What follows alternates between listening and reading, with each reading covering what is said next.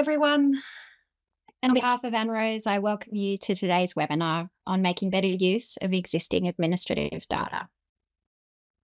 My name's Sally Mills. I'm from the Family, Domestic and Sexual Violence Unit at the Australian Institute of Health and Welfare. Before we start, I want to take a moment to acknowledge the traditional owners of the land across Australia on which we meet today and recognise their continuing connection to lands, waters and communities. On behalf of ANROWS and the panel, I acknowledge and pay respect to the people, the cultures and elders past and present. Given today's topic, I think it's also worth reflecting on the fact that Aboriginal and Torres Strait Islander people have been governing data, information and knowledge from the distant past. Well, we're focused today on the how of domestic, family and sexual violence research, and particularly on ways of knowing and ways of working. The conversation can still be confronting, and some participants may find it distressing. Your well-being is a priority, and it is really important to take care of yourself while watching this session today and in the days that follow. So it's a really exciting day. This webinar is the first in a series that explores the 6 ways of working and ways of knowing set out in the Australian National Research Agenda, otherwise known as the ANRA. The National Research Agenda was developed by ANROWS in consultation with stakeholders using a co-design process. Essentially, the agenda sets out the priorities and what is needed in terms of evidence to address and end violence against women and children. The priorities in the current National Research Agenda include making better use of existing data, which is obviously what we're talking about today, Indigenous methodologies, valuing practitioners' expertise, listening to children when they are children, working with the knowledge of experts by experience, and creating space for pilots and evaluations of community-led interventions. So now I'd like to take a moment to introduce you to today's panel members. We have Dr. Betty Liu, a research fellow, Transforming Early Education and Child Health Research Centre from the Western Sydney University. Vivian Yu, Manager, Data, Privacy and Governance from Family and Community Services Insights, Analysis and Research at the Department of Communities and Justice. Professor Maggie Walter is a Palawa woman from Lutruwita, Tasmania. She's a founding member of the Mayamnari Wingara Indigenous Data Sovereignty Collective and the Global Indigenous Data Alliance. Maggie is also a distinguished professor of sociology at the University of Tasmania. And we also have Dr. Rebecca Byes, Head of Policy and Research at No to Violence. So I welcome all of the panellists today, and I thank you for making the time to join us. So before I turn to the panel for our conversation on how we make better use of existing administrative data, I wanted to talk briefly about what we mean by this term. What does the existing family, domestic and sexual violence landscape look like? There's a range of data collected and used by agencies or services with the primary goal of helping the people they work with and enhancing the delivery of their services. It's this operational data that forms the basis of what we're talking about today. A key role of my team's work at AIHW is to bring together national data and information on family, domestic and sexual violence into a single website, which is funded by the Department of Social Services. We're fortunate in this role gives us visibility of the range of administrative data which exist on the topic, particularly at a national level, and it really helps us to help highlight the gaps.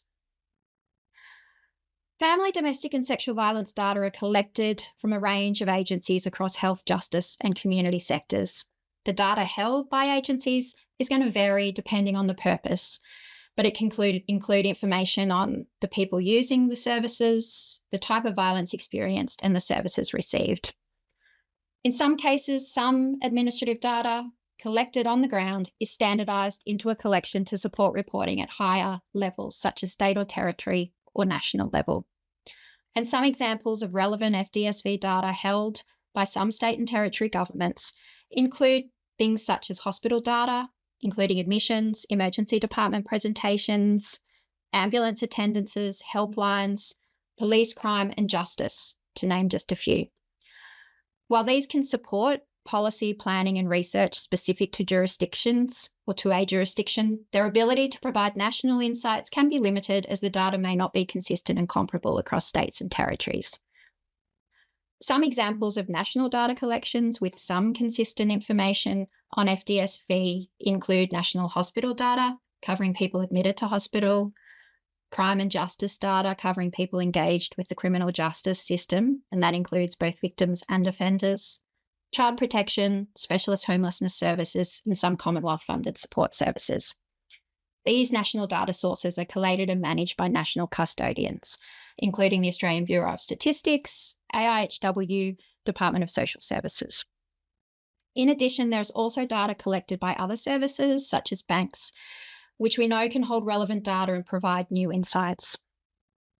So there is a solid and maturing basis of existing administrative data to consider for research and policy purposes, with the choice of data dependent on the question being answered. In today's discussion, you'll hear from our panel about some specific uses of administrative data, including linkage projects, as well as some of the challenges and opportunities with working with these. So I might turn to Vivian now. In your role, you manage the Human Services dataset for the New South Wales Department of Communities and Justice. Can you tell us a bit about that data and what existing data looks like in the context of your work? Thanks, Ali. Certainly. So the Human Services dataset, we often refer to it as the HSDS for short, and it provides a cross-agency view of how families have interacted with government services over their lifetime. It's an administrative dataset, and it brings together data from across New South Wales government agencies, including justice, police, customer service, revenue. You've got child protection, housing, education, health. So that also would include things like mental health, alcohol, and other drugs. The HSDS includes de-identified data and it includes all New South Wales residents born on or after 1st January 1990 who have received a service from at least one of the New South Wales services included in the dataset, as well as their family members. So that's guardians, parents, carers. So our data is currently available up to 2022, that's June 2022, and we're in the process of creating a refreshed version of that asset for up to 2023. So we update it on an annual basis, so we're looking forward to having newer data available to everyone soon. In terms of how we use the HSDS for DCJ work, so obviously data and research are really critical to the work that we do. It's helping us develop our knowledge about what works for the people that we support, and we also want to generate knowledge to help inform policy and practice. That way, we're investing in research that actually addresses our most pressing priorities, but it's also a way for us to help close evidence gaps to help support our evidence-based policy and research as well.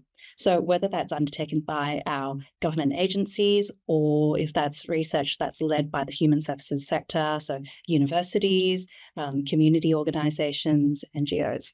Yeah, so a broad range of users and broad range of data. Excellent. And could you tell us a little bit more about how researchers might access those data sets held by FACSIA? Yeah. And the kind of questions researchers might be looking to answer with those data. So our HSDS, it's protected by laws and measures to protect privacy, first of all, and we have a secure control standards that we have to meet. And the asset itself is held in the New South Wales Data Analytics Centre, which we call the DAC for short, and we only allow use by approved users, approved analysts only. So I mentioned before, the asset is administrative data. It's a de-identified asset, which means we've stripped away core identifiers to protect the privacy of the citizens that are part of the asset. And to access the data, we have to access it via the DAC's secure analytics platform.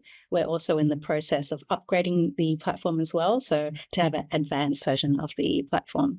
I guess the important thing to note is what we work under. So we work under a public interest direction and a health public interest direction that's been set up by the New South Wales Privacy Commissioner. And I guess in short, the important thing to highlight is that the asset is for approved purposes only, which is any activity or any activity that facilitates our project objectives, focusing on interventions that will improve long-term outcomes for vulnerable children, young persons and their families at the earliest opportunity, and also to use the data to design and deliver better government services for vulnerable children, young persons and their families.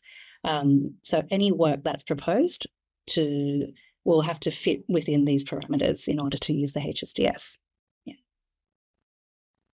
Excellent. Thanks, Vivian. Betty, I might turn to you. From a researcher's perspective, you've worked with existing data, obviously. Can you tell us what kind of questions you look to answer? Thanks, Sally. Thank you for this opportunity to be part of this panel. I'm joining you today from the lands of the Barramadigal people, and I pay my respects to elders past and present. From a researcher perspective, it was a privilege in my previous role at the University of Sydney to be one of the first external researchers to access the HSDS, which Vivian has outlined earlier. And this was part of a ANROWS funded project examining the intersections of domestic and family violence, parental alcohol and other drug use, and mental health issues for families in New South Wales involved in the child protection system. So the value of data assets like the HSDS is that it has linked administrative data. So each person has an identifier it's de-identified obviously, but it's an identifier that connects them across the various government services and agencies that they interact with over time. So that means we're able to have a holistic and longitudinal picture of the timing and pathways an individual takes when they interact with all these different government services and agencies. And it also gives us opportunities to identify possible barriers to service access and opportunities where there may be additional support or investment needed to help with prevention and promote more positive outcomes. So using this population-based linked data, we can answer research questions that seek to, for example, quantify things like prevalence, like questions like how many people in a population have a particular condition or set of conditions or experiences at a specific point in time or over a period of time. So the aim of our report that we did was to produce New South Wales level prevalence statistics to build an evidence base for children and young people who are involved with child protection services whose parents were impacted by those intersecting risk factors I mentioned earlier. I mentioned earlier. So using child protection data, we determined the prevalence and joint occurrence of parental and domestic violence, mental health issues, and alcohol and other drug use for children who enter the child protection system, and whether they experience things like subsequent entry into out-of-home care. Using the available geographic data we had, we were able to identify regions in New South Wales that had a high number of these co-occurring parental risk factors reported. And we were also able to consider the interactions parents had with other government agencies and services before they became involved in child protection. So things like, did parents have, was there police victim reports involving domestic and family violence? Was there a charge in court for domestic and family violence?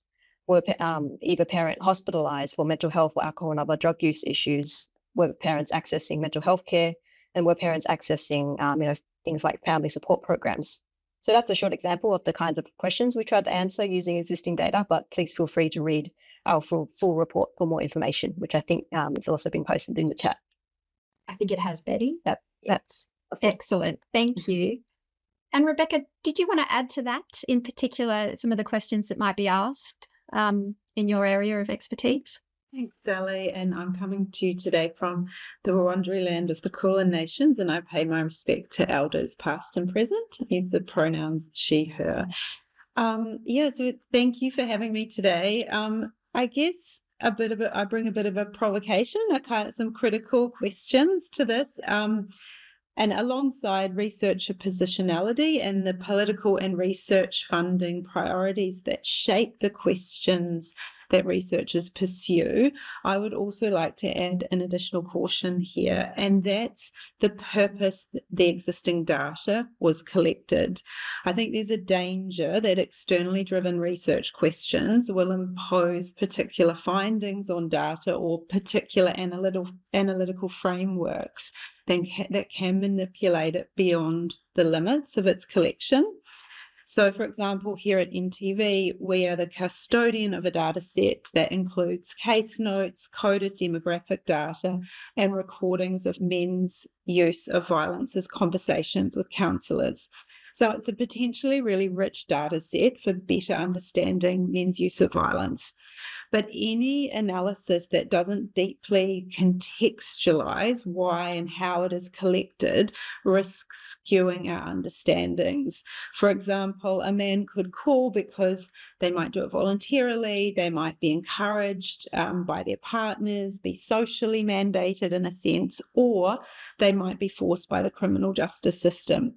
And this impacts their narratives of using violence, and importantly, what they don't say, what they don't disclose in those settings. So analysis of this data must be done through a methodology that's able to hold the complexity, including those kind of broader structural factors that are shaping people's lives, but not only what is told in those moments, but why and how it's told. In addition, for many of our members, as we're also a peak body, the data they hold is shaped by government contractual obligations. So in this sense, government is setting the research variables, and that leaves a lot underexplored and raises a series of other questions.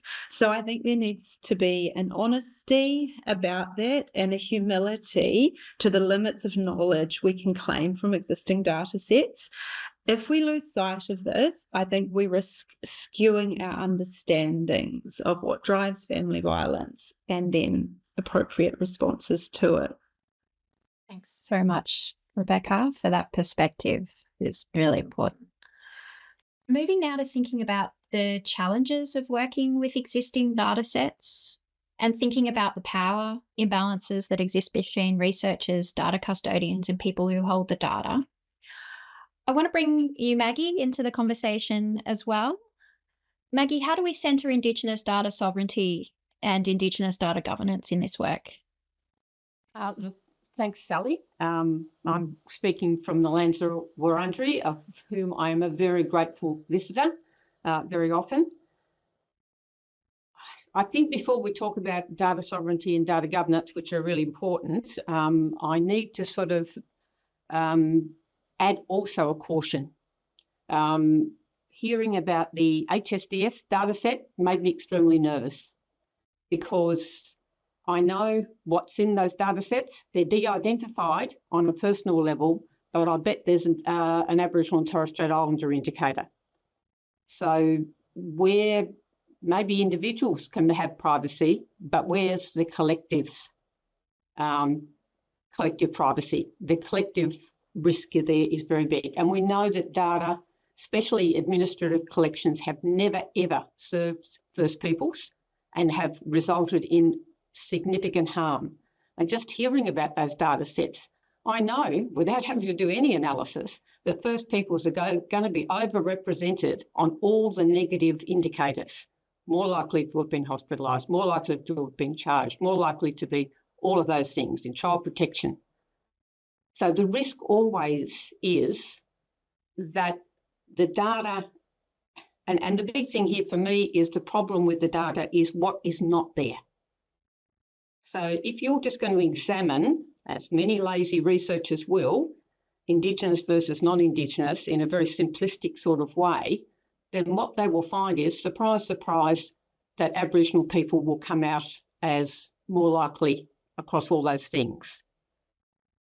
But there will be there's nothing in there that actually contextualises those things. So there's nothing in there that tells us about the intergenerational trauma that these families have been facing since colonisation. There's nothing that tells us about the racism, about when people are charged or not charged. You know, we know that Aboriginal women are much more likely to be charged as the perpetrator of violence when police attend than non-Aboriginal women. We know all of these things, but these data are not going to explain those nuances. So the risk for me is that the analysis of these data, the collection and the linking of these data will only serve to further stigmatise First Peoples. And that doesn't help. It does not help at all. It doesn't help our women, it doesn't help our children, and it doesn't help our men.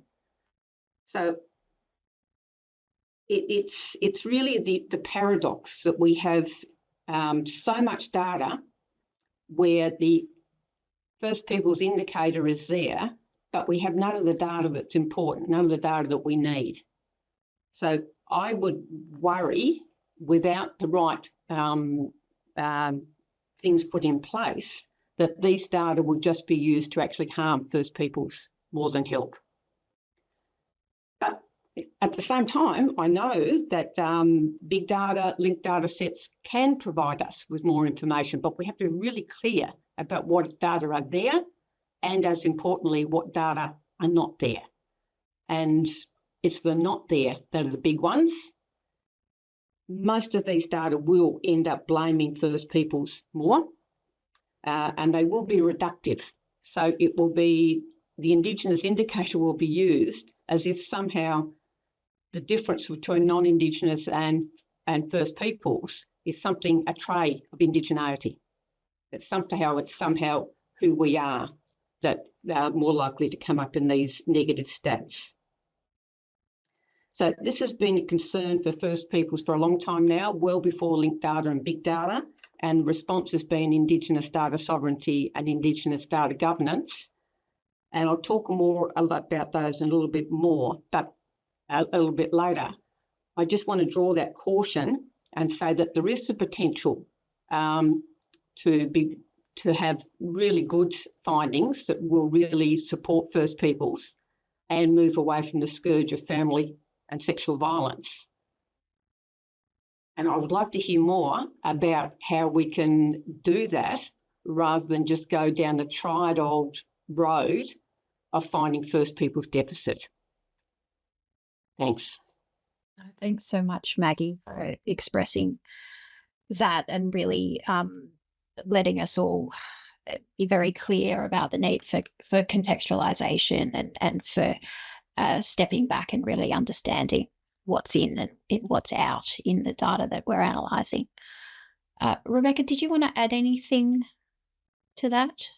Yeah, really to support Maggie and build on my earlier answer around research honesty and humility, and around actually unpacking researcher positionalities and the ways in which racism and ableism can be buried within how the data set is set up, and then how it is actioned through methodologies that draw causal links from one to the other and cannot take into account compounding forms of violence that are shaping people's lives.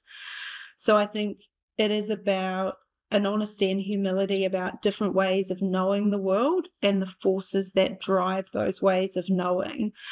Data sovereignty plays a vital role, a safeguard in ensuring nothing about marginalised groups without them. That its data sovereignty is at the heart of disrupting the current hierarchies of knowledge that, as Maggie outlined, often embed, increase harm and exacerbate violence, embedding in stigmatisation and narratives around different groups, rather than dismantle it. And there are significant political and policy implications of this and whose knowledge is centred. You know, in a slightly different thing, but to give some kind of example around the kind of political and policy implications of what knowledge gets centred, if we unpack those kind of politics of and a kind of lineage and history to understanding the world in terms of white Western thought and white Western philosophies in terms of the construction of knowledge. But, you know, at a simple level, no to violence, our sector, working with people using violence, we have a 40-plus year history in this. Practitioners working every day with people using violence have a deep knowledge, but it hasn't been centred in research, and it hasn't been, as a result, it hasn't been centred in shaping political and policy decision making. And only in limited ways, I would argue, it is that practitioner knowledge has shaped the national research agenda. As a result of that, what has been possible in terms of how we work with people using violence, moving into more trauma-informed work, therapeutic-based work has been constrained, and this needs to change if we are to really address this issue. Thanks so much, Rebecca, for that perspective from your role and the history of no to violence. Betty, I know you've considered these issues in the work that you've done. Did you want to provide any further reflections? Yeah, absolutely. Thank you, and I appreciate Maggie's words of caution and Rebecca's provocations. I would add, I guess, my perspective to this panel as well. For me, while Indigenous status is captured in the HSDS, we didn't report on this variable in our study, and we acknowledged this as a significant limitation in our report. And we made this decision for a few reasons. One of them was in respect of the Reorienting Guma statement, which Maggie and Rebecca also have alluded to, is around stating how it's not appropriate to continue comparing data about Indigenous people and comparing it with non-Indigenous people, especially in the absence of things like genuine co-design, consultations with community, and among other delays that we faced. The project did not have built into it and sufficient timeline to engage in those really important consultations, as well as obtain the ethics approval from the Aboriginal Health and Medical Research Council, which is needed before accessing the New South Wales HSDS. So there's a series of kind of structures in place before we can even get access to the data. And if we want to go down the path of reporting on Aboriginal and Torres Strait Islander background in our outputs. I think these are also kind of zooming out a bit. It's kind of symptomatic of academic research and funding environments, I think, that has certain expectations about research project timelines and funding timelines and the need to produce outputs within specific timeframes. And I think a likely consequence of this is that it limits a capacity for having in-depth consultations with communities around, what the purpose is, what they want to see, as well as limits our capacity for collaboration across all the stages of research, from design all the way to the dissemination of results. And in between, understanding the data, interpreting it, and writing it up. So, in doing this in order to genuinely prioritize Aboriginal research leadership when it comes to research about Aboriginal people. These things take time because they're about relationship building, building trust, building common understanding. And as well as that, it's in a way moving against these long-standing assumptions about how research is and should be conducted, right? So on my own personal reflections, I acknowledge my position of power and privilege as an academic researcher and the implications of also not reporting on Aboriginal and Torres Strait Islander background in our report. What we choose as researchers to report on or not report on brings distinct messages about what is represented or not represented, right? So we know there is an overrepresentation of Aboriginal and Torres Strait Islander families in the child protection and out-of-home care systems, right? So we're not reporting on things like Indigenous status as a variable. It also brings up questions about power, and around representation, who is represented, who is not, and a critical need to ensure that we have a complete picture. And we did raise this in the discussion section of our report. I guess on further reflection, since the report's been published, I've been reflecting on my role as a researcher, right? I think a lot of the discipline in which I was trained in, and that's psychology, which focuses on the scientific method, means that we end up seeing research as a way to extract information, and our role as some kind of detective who uncovers some form of objective truth. But how do we know that the research addresses the needs and outcomes prioritized by Indigenous peoples and communities themselves, not just what us researchers think are their needs and priorities? And as well as that, a lot of this data, can be framed in a lot of deficit-based approaches. So, how can we ensure that things like strengths and protective factors of these communities experiencing vulnerabilities are also part of the equation when working with data? So I can't say that I know the answers to these big questions, but it's something I'm certainly thinking a lot about. So thanks for this opportunity to reflect on it. Oh, thanks so much, Betty, for those insights as you developed experience across your career as a researcher. It's great. Thank you. We might. Sally, can I just have a? Of course. I guess I really, and I want to talk about more of this later. our position as Murrumbidgee and as First Peoples researchers within Australia is that it is up to us as First Peoples to decide how these things are done, and that there needs to be Aboriginal and Torres Strait Islander leadership and governance. So it's not left up to individual researchers to position themselves or anything else. They can do that, but that is not the deciding factor. So I will be wanting to be stressed that any of these data sets must have Indigenous data governance systems in place, or else they're illegitimate. You cannot say there runs a risk that either people will not include Indigenous peoples because it's too difficult, which is a problem in itself, or it will be done in a different way where people will make the decision themselves as if somehow their insights. So it's Indigenous leadership and it's Indigenous governance, and those things have to be embedded.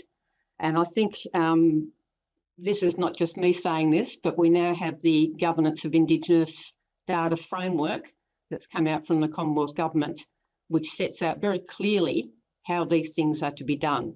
So we're well past thinking about it. We're actually at the stage where it's mandated in most places. Maddie. I wonder if we could move on slightly now to talk a little bit more, Betty and Vivian, about the collaboration you had and the work you did, the ANROWS funded research project, and think about some of the challenges, additional challenges discussed. Do you have any reflections on navigating the data custodian researcher relationship? I can go first if you'd like, Sally. Sure. So as I mentioned earlier, our team was one of the first external researchers to access the HSDS. So I'm grateful we had Vivian and her colleagues to guide us from when we first applied to the data all the way to the clearance of the final report. Yeah. And I'm also grateful for the patience, flexibility and understanding from ANROWS, who funded the project as we navigated this relatively new terrain for us. I think in figuring out how to navigate this researcher to data custodian relationship, I guess Vivian and I certainly engaged in a lot of conversations over email and phone, did a lot of joint problem solving and coming to agreements and compromises. And I'm sure Vivian will be presenting her perspective shortly. And who knows, maybe she has a different view to mine about the working relationship. But I certainly learned a lot about the process of accessing big data sets like the HSDS, which has been useful for projects I'm also working on with some PhD students of mine. In the application process to access the data, we need to be clear in what we're proposing and how this falls under all the various directions that Vivian mentioned. Explicitly outlining the specific databases we're requesting, why we're accessing them, and even down to the variables that we wanted to use. And this can be difficult sometimes as a challenge because it's not data that we directly collected, right? Because it's administrative data. And we're also not able to see as researchers what the data physically looks like necessarily. So we have to make sense through, information like data dictionaries and ask some questions, follow-up questions where we need to. And then once we do have access to the data, the next step for me was involving the DAC, which Vivian mentioned about who hosts their data via these very highly secure workspaces. So, in navigating this relationship, I also was learning about managing relationships both with Vivian and her team at Faxia about the data being provided, and then also the team at DAC who were managing the technical aspects of the data being provided and, what the kind of differences and where everyone's role lay. And so I think Vivian was vital in supporting our team through the various checkpoints for data custodian approval and the eventual release of the report. Because, for this particular project, we needed to get the first iteration of the report out to the peer reviewers. That was part of ANROWS's process. And to do that, we needed to get clearance from the data custodians for this initial version of the report. And over a number of months, there's periods of back and forth between us and the ANROWS team, and then us between us and Faxia and the data custodians to get everything lined up in the order that needed to be done. And not to mention, because it is linked administrative data, it means needing to get approval from all the data custodians across the different government departments. So, you have health, justice, communities, education, and so on. And any changes to the report need to be cleared by the data custodians before kind of progressing on. So, things like that take time. So I think the challenge was, sometimes it is a lengthy process and a lot of waiting involved. But as I said earlier, we're fortunate and grateful for the patience and understanding from ANROWS, as well as FAXIA, and the responsiveness and regular updates from Vivian. So I think, I guess we've had the kind of working relationship, building trust and understanding and being transparent and accountable to what you say you're going to do is probably helpful either way. Yeah. That's excellent. Do you want to add anything, Vivian? Yeah, thanks so much, Freddie. That's very kind. But I also want to give my sincere apologies as well. I also want to acknowledge that I'm working on Barramatical land, beautiful Barramatical land, where I'm lucky to work on every day. And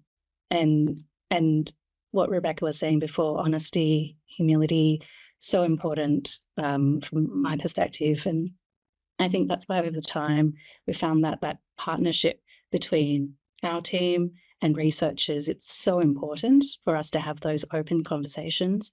And before we provide access to any research team, we always want to start off with, what are you intending to do with our data? And have you considered Aboriginal impacts? What will your research do? And have you thought about any elements of co-design? Have you had consultations or planned consultations, to have those genuine conversations? And are there any Aboriginal organisations involved in that research? We always ask these questions because we want to understand what's been considered already. And the other element of it is that partnership. Because the data is administrative data coming from across New South Wales agencies, the context behind the data is so important. How was it collected? What is it? What is that data file containing? So those SMEs, the subject matter expert conversations, we want to facilitate that, to have a more open conversation, so that when it comes to analysing the data, having used the data, what's then presented in the report, we can have input from agencies. We can have input to make sure that there are different views presented. So we definitely don't take it lightly, and it's a very serious issue, and we're always looking to improve. And I guess Betty mentioned that she was one of the very first projects to use the HSDS, and we've since had other projects using the asset as well. So we're really trying to find ways to also better help users so that they have a better experience using our asset as well. So one of the things that we found is that information about the data is very important. So in addition to improving information about the data variables, the code values, we're trying to facilitate more opportunities for agencies and users to discuss their work, not just at the beginning, not just at the end, but throughout the life cycle of the research. And that way the SMEs can have involvement, they're available to answer any questions about the data, and we can always help make those connections during the life cycle of that work. And we always try to speak with the project teams at the very beginning to make sure their work aligns with the peers, because that's what it's approved for use. And to provide that feedback, to have those open conversations, and make sure that teams have an opportunity to present their proposals now as well to our governance committee members, so that there's this open two-way conversation to discuss the data, discuss the methodology, discuss the potential impacts and policy relevance as well. It's an opportunity for agencies too to ask about, well, why are you using the data? What are you using it for? And that way, that open two-way conversation, it informs the context, it informs how the project proposal can be better, in many ways. So we really encourage that, and we want to make sure that as more teams use it, as more work is done, that we continue to improve on our process as well. Yeah. Thanks so much, Vivian. You can really feel the collaboration and the relationship that's developed over a long time between the researchers and the custodian, and the improvements at both ends from that. So I think that's fabulous. Rebecca, did you want to add any further reflections? I did actually. first of all, being one of those organisations that is, can be consulted with. But before I do that, I just want to embrace, I did a call to honesty and humility, so I need to do that. And I just want to thank Maggie for that important troubling of the idea of researcher positionality and the idea that we leave it with one individual to decide on how their own biases are or are not impacting what they're doing. So thank you on that. And then just as we are, I just wanted to ground us a little bit in terms of, we're having this conversation around existing data sets, but the problem we're talking about is so underreported. And when Maggie was talking about, that kind of deficit focus that's embedded in this data is actually whose violence is not reported. So in that sense, whose violence is invisibilized through these data sets, or in another sense, whose violence is enabled by our focus on these existing data sets. And we know who they are. They are our most privileged people who violence is effectively unchecked or enabled because they're not forced to engage with government. They're not forced to have their data collected to survive. So I just want us to hold that as we're thinking about this enormous limitation that sits over the top of this. But in terms of specifically, that data custodian research relationship, and I say this, I've done my time as a researcher as well, is currently at NTV, we are developing research guidelines for us and our members to speak back to dominant understandings of people's use of violence, as well as developing our own practice-based research agenda. And we do this to try and centre practice-based knowledge more, to try and reorientate power imbalances and knowledge construction. And we also, we cannot separate research from political and policy outcomes. But on that other side, if I'm going to be completely honest, with an organisation like us and our member organisations, too often we are called up in the last few days before an application's due, being asked to offer our support for it. We receive practice outcomes that we've not been involved in articulating the need for. We feel sometimes like we're a tick box on a research application, like we understand what researchers are being asked for in applications.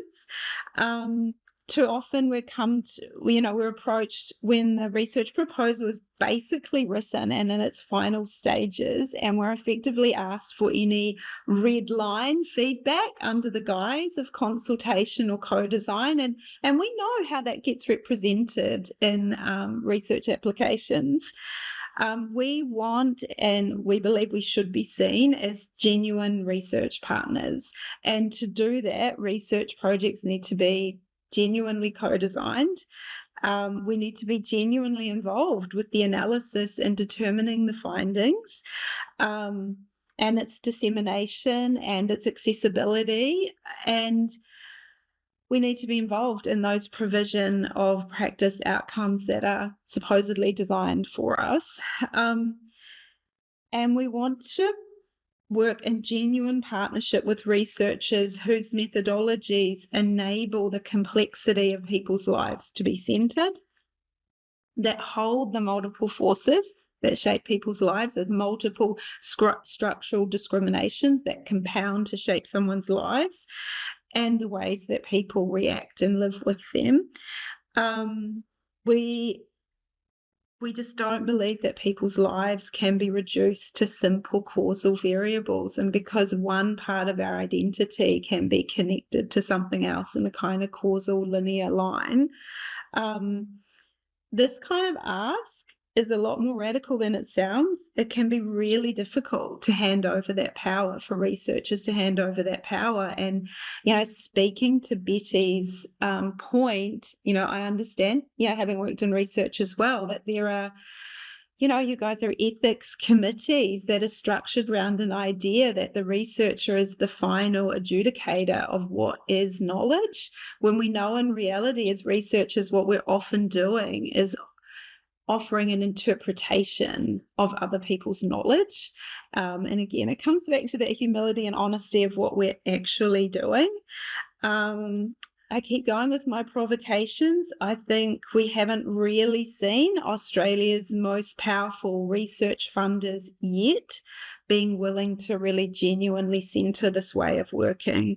And we're really looking forward to be part of working with others to change that.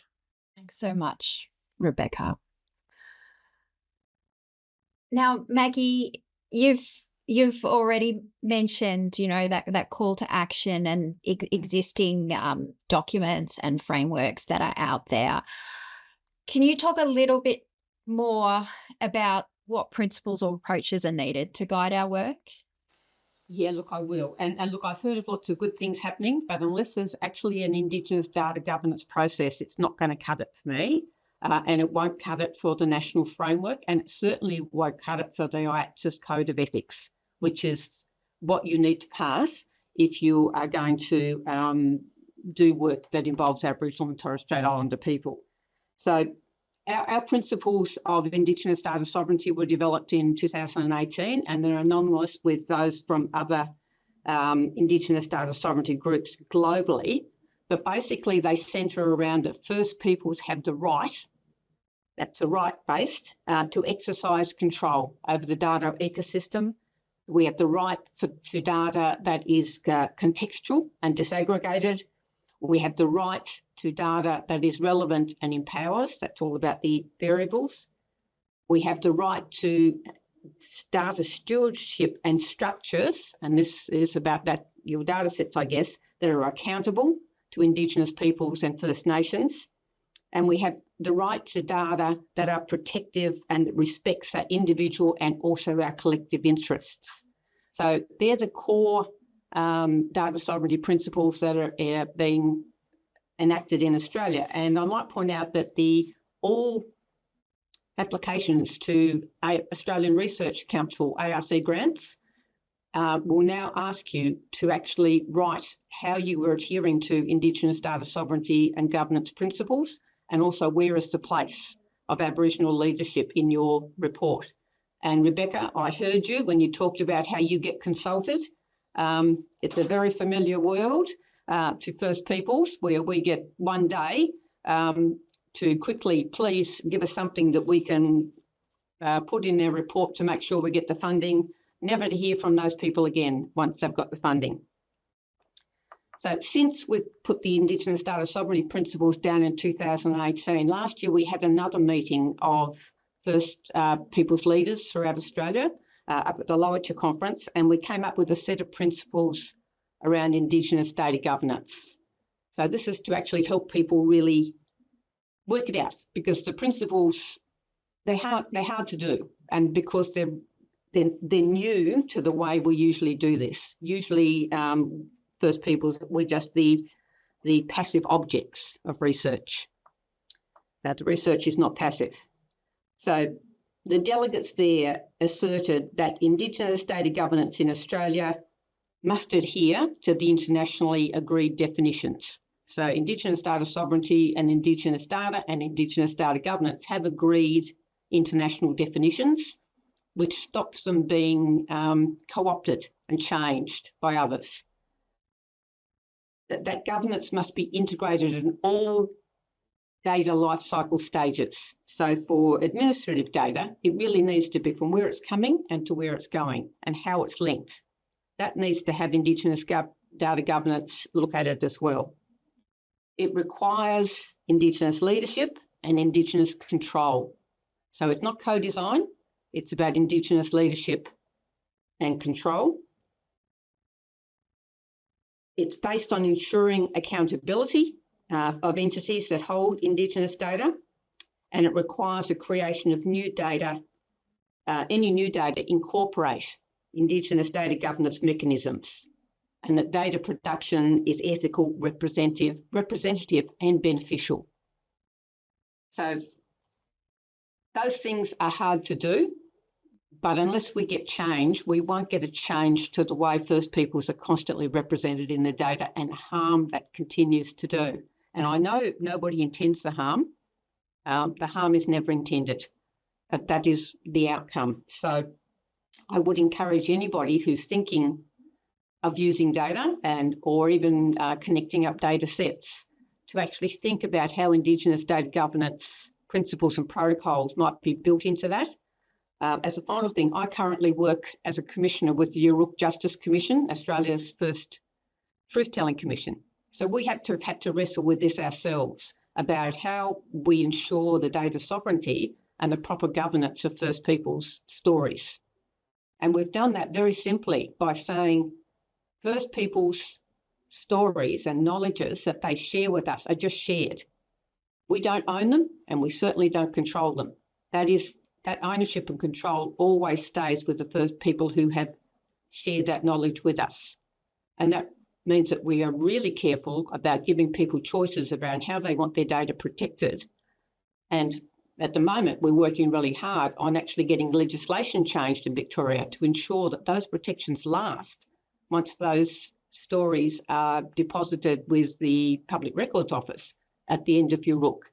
So it does take some different thinking. It takes some innovative thinking, and we don't always get it right, but it's really important that we take these steps. Thanks. Oh, thanks so much, Maggie, for those reflections and that direction, that real call for reflection and direction to act. I'm conscious of the time and really conscious that we do want to also offer opportunities for Q&A as part of this session. So thank you to everyone who's submitted questions. I understand we've got some coming in. Just a reminder, you can do it by clicking the Q&A button. I can see it up there on the top of the screen, and we'll try to get through as many as we can. The first question I might go to is, what are your recommendations for family violence organisations about using internal data, either quantitative or qualitative, in advocacy and law reform processes? Look, I think it's a great question. I think probably, as the person who's coming from an NGO, I think we have to do a critical reflection, and I'll go back to my point again around so much of what we hold in the sector is set up by government contractual obligations, and we really have to reflect on that, because we can find ourselves advocating, you're not actually disrupting effectively the framing of the problem. So we know the limitations, like in the space that I work in with people using violence, it's often about like attendance to programs.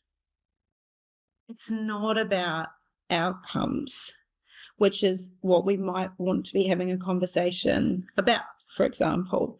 So I think that's my first hesitation, and it goes back to my first point, like be really mindful of the purposes under which this data was collected, because that's not neutral, that's not passive. There is a political history to the ways in which those contractual obligations are set up, and they form part of a broader kind of landscape of understanding. So there's that, and there's that job to amplify the experiences of victim survivors, particularly of those from marginalised communities.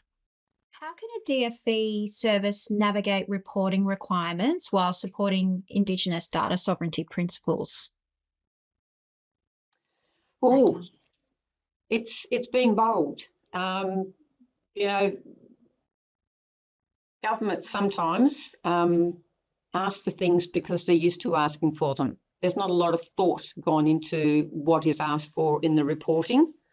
So you need to actually really think about it and decide if it's reasonable. And if it's not reasonable, it's very worthwhile going, or it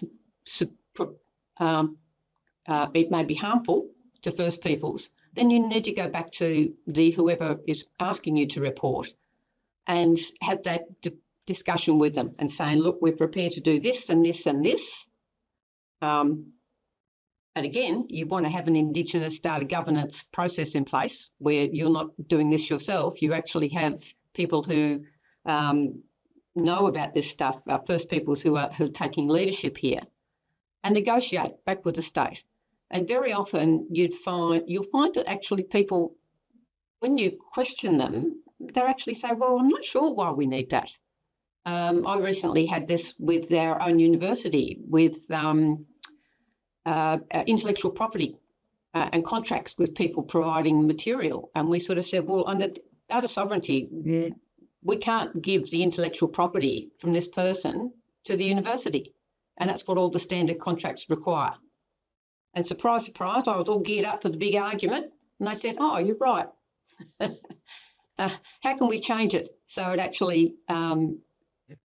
means that that person's knowledge is not taken, is merely shared and is shared for a specific purpose. So I've often found governments far more open than you would expect. However, at the other time, if governments are really insistent, then maybe it's time to say no. Thank you, but no thank you. We won't take that grant. We won't take that contract because the conditions do not meet. And the power of no is sometimes what you have to do in order to generate some sort of change. If you keep saying yes, justifying it, saying this research is really important, then you're always balancing harm with benefit. And they shouldn't be asking for stuff that is not okay to give. Thank you, Maggie. I'm conscious we're probably out of time, and I apologise we haven't been able to get to questions. There have been a lot, so thank you everyone for your participation and your engagement. I really just wanted to take a moment to thank the panel for your honesty and sharing your learnings and your insights. And finally, please keep an eye out on the ANROWS website and newsletter for information on the next webinar in the Australia's National Research Agenda series. So look, thank you again. Thank you so much to ANROWS for organising this so well. Thank you again for the panel, and bye for now.